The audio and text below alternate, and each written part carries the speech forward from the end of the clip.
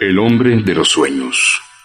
En enero de 2006, un psiquiatra de Nueva York recibió en su consulta a uno de sus pacientes como un día cualquiera. En aquella sesión, la joven le explicó que había soñado en repetidas ocasiones con un hombre al que ni siquiera conocía. Tenía una calva incipiente, las cejas muy gruesas y los labios extremadamente finos, en especial el superior. Mientras oía la descripción, el facultativo dibujó el retrato del sujeto, no le dio mayor importancia y lo dejó sobre la mesa. Las cosas cambiaron cuando en sus siguientes consultas, 2 pacientes más aseguraron haber visto al mismo hombre en sueños. El psiquiatra decidió hacer copias del dibujo y enviarlo a varios compañeros de profesión. Meses después, vieron que el número de personas que había soñado con él no paraban de aumentar y optaron por crear una página web en la que se registraran todas sus apariciones. Los facultativos descubrieron que el misterioso hombre se había colado en los sueños de cerca de 2,000 personas. Sus apariciones son de lo más dispares. Uno de los pacientes aseguró haberlo visto vestido de Papá Noel. Otro dijo haberse enamorado en cuanto lo vio. Un tercero asegura que cuando sueña que vuela, el hombre lo hace junto a él y nunca habla. El fenómeno ha dado pie a múltiples teorías conspirativas. Una de ellas señala que el intruso es una persona real, con la habilidad de irrumpir en los sueños. Otra incluso afirma que se trata de un proyecto oculto de los gobiernos para controlar las vidas de los ciudadanos. La hipótesis más científica, sin embargo, indica que este rostro forma parte de la conciencia común. Bueno, amigos, ¿qué tal? Bienvenidos a su programa Héctor Malváez Presenta, aquí a Código 56100. Qué gusto de verlos. Nos puede usted ver por Facebook, por YouTube, en radio también nos puede escuchar. Ojalá que nos sintonice y se la pase usted bien ese ratito. Pues yo he escogido este tema de cuentos de terror basado en hechos reales, según esto, ¿verdad? Pero para creer. Pero creo que nos podemos pasar un ratito muy sabroso. Y eso lo saqué a colación porque resulta que ayer nos estábamos acordando precisamente que tuvimos una reunión familiar ahí en su casa. Les comentaba yo que un tío mío que era general de división, Alejandro Hernández Bermúdez, por cierto, un tío abuelo, estuvo combatiendo en la Revolución Mexicana y él era de los pelones que les decían, ¿no? Y peleaba contra las fuerzas de Villa y Zapata, y, en fin. Era terrible, era un tipo despiadado, muy fuerte de carácter, y pues es lo que se necesitaba en aquella época verdaderamente para lograr ciertos objetivos terroríficos a veces, ¿no? Y nos contaba él que en alguna ocasión persiguió a unos revolucionarios hasta a una casa muy grande, muy vieja, ya estaba en ruinas casi la casa, y estuvo sitiando la casa durante 3 o 4 días, pero la gente no salía, ¿no? Desde atrás de las trincheras les disparaba a las fuerzas militares y pues también ocasionaba bajas, ¿no? Hasta que se le ocurrió la brillante idea a este tío de quemarlos vivos. Así que nos contaba él, tenía una voz muy aguardentosa, una voz así, y resulta, fíjate lo que pasó, dice, yo los quemé vivos ahí, ordené a mis tropas que llevaran leña y los quemaran. y de repente nada más se oían los ayes de los quemados, y algunos salían corriendo envueltos en llamas, y ahí en ese instante los venadeábamos, ¿no? Y así terminamos con todos ellos, eran más de 100 personas. Entonces yo me pongo a pensar qué escenas más dantescas ha de haber sido eso, ¿no? Pero él lo contaba como un episodio más dentro de la guerra civil. Y yo creo que debe de haber sido así con mucha gente que participó en esa época, tanto de un bando como de otro bando, que se vuelven, pues ya, ¿cómo se le dice? Sin sentimientos, ¿no? Se vuelven fríos, se vuelven, pues crueles. La violencia engendra, pues no sé, niega esa parte humana que trae uno, ¿no? Se vuelve uno despiadado. Y eso es hasta la fecha lo que está pasando ahorita en muchos sectores del país. Pero, bueno, y hablando de todo ese tema, yo me acuerdo cuando era yo jovencito, imagínense, Charlie, ¿cómo estás? Buenas tardes. Cuando es uno niño, en esa época, y escuchar todos estos cuentos, le cambia uno el panorama de la vida, ¿no? Y por último, mi tío terminaba diciendo, ¿sabes qué? Lo más terrible es que cuando después de 2-3 semanas había pasado este incidente, los muertos se me aparecían y me atacaban y me sorprendían cuando estaba yo durmiendo o en el día. Ha de haber sido su recochina conciencia de haber matado a tanta gente, ¿no? En fin, y ayer platicábamos también, a ellos les tocó como a todos nosotros que nos contaran los abuelos y los tíos de sus aventuras, del miedo que pasaron en alguna ocasión, de los cuentos terroríficos que les contaron también a ellos, y dije, pues mañana me voy a aventar un programa de cuentos de terror. Y del hombre de los sueños, ojalá que en un recuadro que tengo aquí sale la fotografía de este sujeto que supuestamente aparece dentro de los sueños de la gente, ¿verdad? Y ojalá que lo pasen aquí atrás. Y vamos a seguir con otro cuento también que está interesante. Y se llama La Dama de Rojo, pero se los voy a contar después de que nos vayamos a una brevísima pausa y regresamos.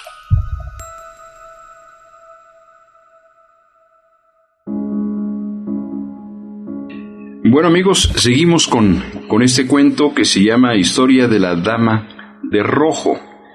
El tema me pareció muy agradable, no obstante la violencia, ¿verdad? Pero para un tema de película está padre, ¿no? Y dice, cada fin de semana la rutina era la misma. Ella salía del trabajo a prisa para llegar a casa y tomar un aromático baño. Luego se sentaba horas frente al espejo, embelleciéndose. El toque final, siempre un vestido rojo, porque le gustaba llamar la atención. Además, hacía resaltar su hermosa piel clara, labios carmín y la sedosa cabellera negra que cubría un poco el gran escote en su espalda. Volvía de su gran noche de fiesta, luciendo tan hermosa como al salir de casa, solo que el cansancio de tanto bailar la obligaba a cargar sus tacones en la mano, mientras el cemento frío y regular por el que caminaba masajeaba sus pies a cada paso. Ese camino lo recorrió tantas veces que podía fácilmente llegar a su destino con los ojos cerrados si así lo quisiera, por lo cual no le molestaba dejar caer sus párpados para dedicarse a escuchar y oler la noche que tanto le fascinaba. Avanzaba lentamente, buscando sorprenderse con algún detalle que pudo ignorar al llenarse con las imágenes que pasaban por su retina. Fue entonces que descubrió un agitado resoplido, acompañado de un olor particular que transportaba un ligero viento que apenas le movía un par de cabellos. Temía abrir los ojos y perder el rastro de aquello que había provocado tantas sensaciones en su cuerpo. Siguió así, ensanchando sus fosas nasales para que aquel sabroso olor a metal húmedo le guiara hasta el punto exacto de su procedencia. Metal húmedo. 1, 2, 3. Decenas de ansiosos pasos, y se detuvo en la entrada de un callejón. El lugar era una fiesta de sonidos y olores que se le nublaban en la razón. Gemidos, lamentos, respiraciones agitadas, algo que se desgarra o se rompe. Finalmente, un rechinido que le obliga a abrir rápidamente los ojos para verlos ahí, de rodillas, hundiendo sus colmillos y desgarrando el cuerpo de aquel hombre para alimentarse. Ella deja caer sus tacones. En el choque de estos contra el suelo, ellos se dan cuenta que no están solos. Voltean, la miran fijamente por un segundo, pero vuelven a lo suyo. Ella no puede resistirlo. Se tira sobre sus rodillas, se arrastra por el suelo. El estómago parece consumirse a sí mismo. La obliga a retorcerse y convulsionar, pero todo termina cuando hunde sus dientes en el cuerpo del hombre muerto. El tibio sabor a hierro despierta nuevamente sus sentidos. Siente la vida fluir dentro de ella, la hace vibrar, hundiendo otra vez su cara en las vísceras de su cuerpo, para no dejar escapar aquella sensación de plenitud. Ella tenía razón. El rojo es su color, y la sangre su nuevo vestido. Seguramente volverá nuevamente a ese callejón para cenar junto a los suyos. Pues espero que no vayan ustedes a andar por algún callejón de esos oscuros que hay, pero a lo mejor no le sale una mujer vampiro, pero le sale por ahí algún ratero que está peor, ¿no? La cosa. Y tenemos otra historia. Bueno, esta de la historia de la dama de rojo me fascinó, ¿no? Es un buen tema, ¿no? El hecho de crearse una figura bella, hermosa, seductora, ¿verdad? Y a la mera hora pues se trata del mal reencarnado en una hermosísima dama.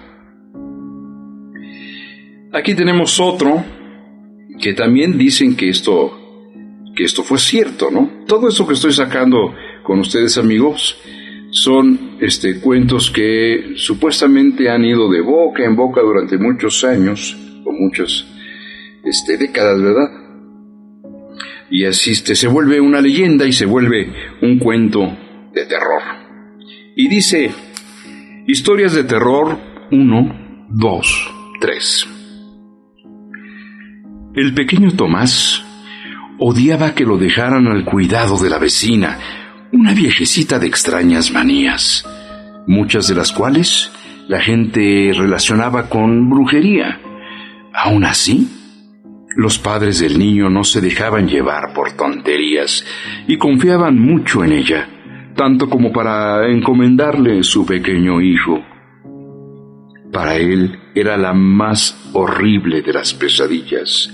No podía pegar un ojo debido a la serie de inexplicables ruidos que siempre se escuchaban en su pequeño departamento, y sobre todo por una terrible canción que ella repetía una y otra vez para acompañar sus pasos. 1, 2, 3, me oyes pero no me ves. 4, 5, 6, no me encontraréis. 7, 8, 9, estoy más cerca de lo que crees. El niño entonces se sentía acechado. Buscaba alrededor, vigilaba cada rincón, quería esconderse, pero le era prácticamente imposible, pues es bien sabido por todos que debajo de la cama o el armario están los monstruos. Y esos eran los mejores escondites. Ni en su casa se sentía seguro, pues la anciana tarareaba todo el día la misma tonada. Y Tomás los escuchaba porque ambas casas tenían una pared en común. Con el paso del tiempo el chico fue creciendo y el miedo se hizo menos, hasta que una noche, mientras caminaba del trabajo a la casa, un chiflido se hizo eco en la oscura calle que transitaba. La tonada le parecía familiar, pero no podía recordar con exactitud, hasta que los chiflidos se volvieron palabras. 1, 2, 3. Me oyes, pero no me ves. La sangre del cuerpo del joven bajó del golpe hasta sus pies, causando tal pesadez que le era imposible moverlos. Estaba clavado en el piso, escuchando como un par de pasos se acercaban a su espalda. 4, 5, 6, no me encontraréis. El mismo terror que lo paralizaba le dio entonces impulso para salir corriendo, casi volando hasta llegar a su casa. Ahí, un ataque de risa le invadió. Se sentía un poco tonto al huir de los recuerdos de su niñez.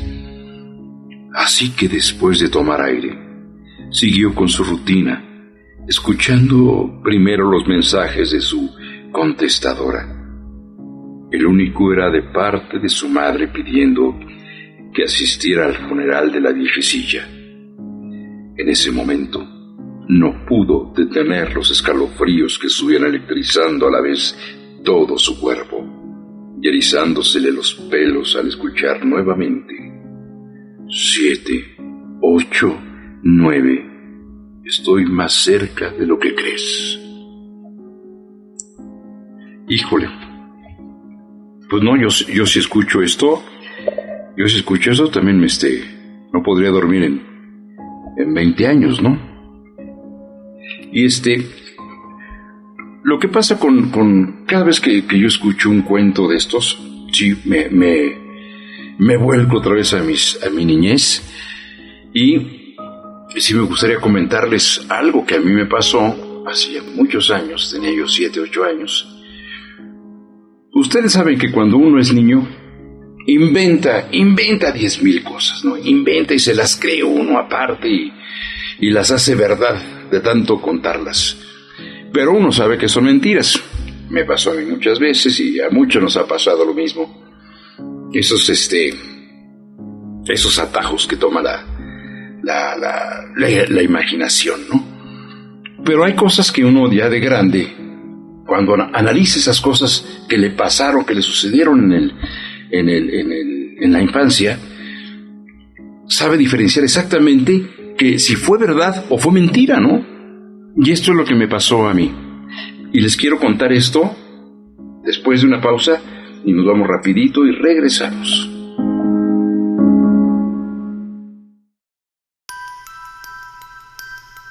Bueno, entonces, regresando, muchas gracias por seguir con nosotros. Quisiera yo platicarles lo que me pasó alguna vez. Y es algo que en la vida he podido deshacerme de esa experiencia. Yo recuerdo que vivía ahí en la calle de Insurgentes, en el 1448 de Insurgentes, que ahora es un bar, ¿verdad? Ahí vivía yo cuando era chiquito, tenía unos 7, 8 años, enfrente del cine Manacar. Todavía me acuerdo del cine Manacar, ahí en Insurgentes y lo que es ahora Río Churubusco. Y en esa casa, tuve esta experiencia terrorífica. Resulta que la casa nos la rentan a nosotros la vecina del lado izquierdo de la casa, la señora Mercedes, me acuerdo de ella. Tenía un hijo, le decía yo Flipper, era Fernando, le decía yo Flipper. Tenía su carita así como como una caricatura de una ranita que salía en las caricaturas, se llamaba Flipper, y jugábamos los dos y toda esta cuestión. Resulta que alguna vez, el esposo enferma, el esposo de esta señora, don Fernando, ya grande, enferma, la señora lo trata, el doctor le recetan inyecciones, la señora lo inyecta, pero le inyecta otra medicina, ¿no? Y eso, desafortunadamente, lo mató. Y bueno, pues la señora cayó en una depresión, pero impresionante la señora, ¿no? Se volvió taciturna, era impresionante verla, ¿no? Siempre vestida de negro con un chal en los hombros y un velo, y con un vestido largo arrastrando por el suelo. Era un impacto cuando veía a esa mujer, ¿no? Y lo más impactante de todo esto es que en las noches se subía, si no todas las noches, 2-3 veces a la semana, se subía a la azotea de su casa y empezaba a gritar la señora. Ya estaba, yo creo que demente, la mujer estaba fuera de sí, y empezaba a gritar, le gritaba a Dios, ¿no? Dios, dice, ¿por qué te llevaste a mi esposo? Te hubieras llevado a mi hijo, decía. Hijo. Cuando escuchaba uno eso, decía, bueno, qué locura, ¿qué es esto, no? Independientemente de eso, en esa casa pasaban cosas muy extrañas, ¿no? Y cuántas veces mi familia y yo vimos cosas extraordinarias. En la mañana, cuando nos despertábamos, los muebles de la sala comedor estaban revueltos. En alguna ocasión, mi hermano más grande que yo, me dijo mi madre que estaba en el cuarto de arriba, era planta baja y planta alta, y iba yo a buscarlo, ¿no?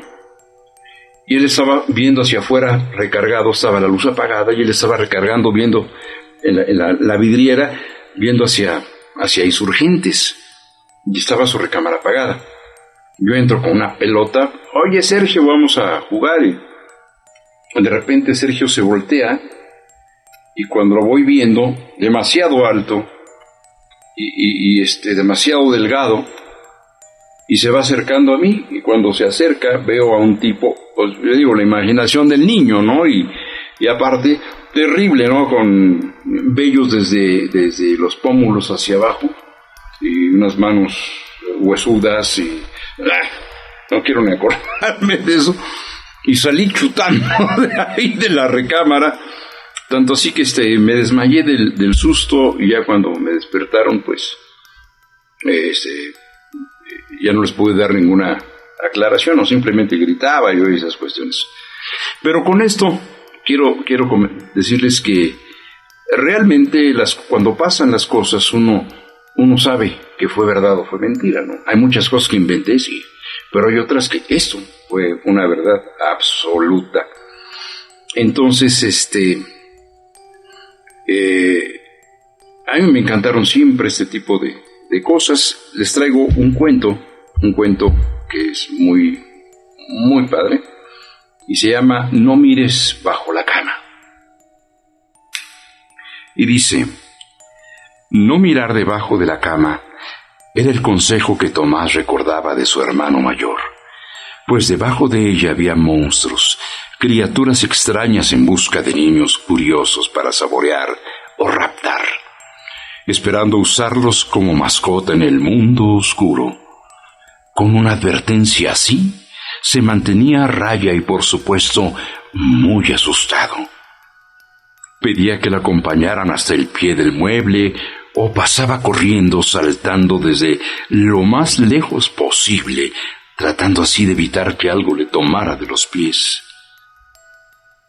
Una noche, sin querer, de tanto moverse, la manta se corrió un poco y sintió el frío. Quiso jalarla, pero al parecer estaba atorada con algo. En el segundo intento puso tanta fuerza que, pegado a la cobija, vino también aquello que la detenía.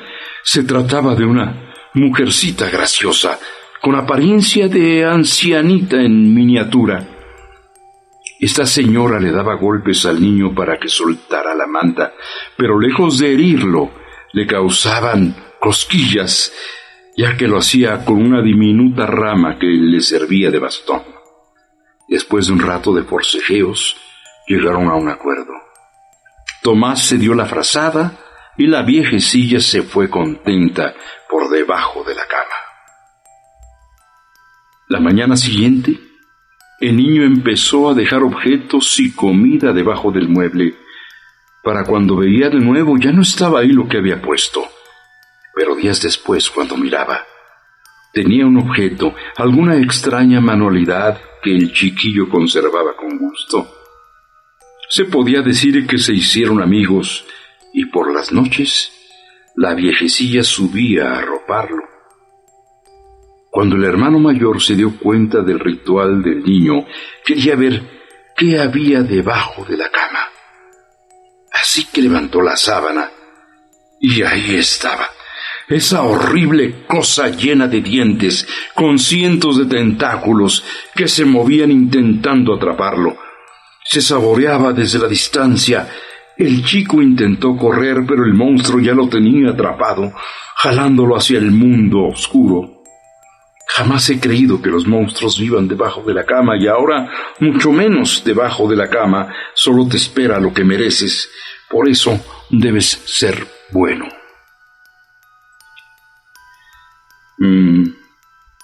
Pues es lo que se siente. Es lo que se siente. Y por aquí ya no hay nada más.